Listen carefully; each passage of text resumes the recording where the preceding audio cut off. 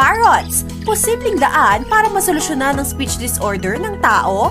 Ayon sa neuroscientists mula sa US Research Center na Langone Health, nadiskubre nila na ang budgerigars o budgies, isang uri ng parrot, ay may neural patterns na nahahawig sa tao tuwing sila ay humuhuni.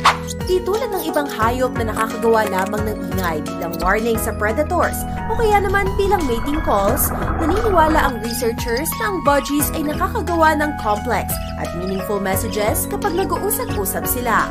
Tuwing umuhuni kasi ang budgies, ang bawat tunog na nagagawa nila ay nanggagaling sa specific neurons o brain cells.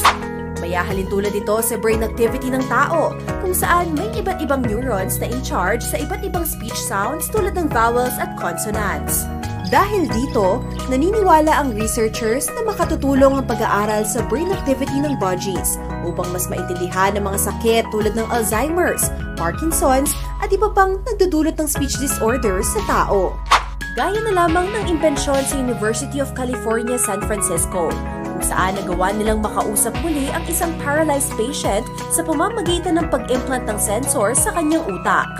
Ginamit ito upang ikonekta ang sensor sa isang AI computer kung saan nakapagsalita siya gamit ang isang digital avatar. Sa pamamagitan ng mas malalim na pag-aaral, umaasa ang neuroscientist na magiging daan ang budgies para makahanap pa sila ng ibang solusyon sa speech disorders ng tao.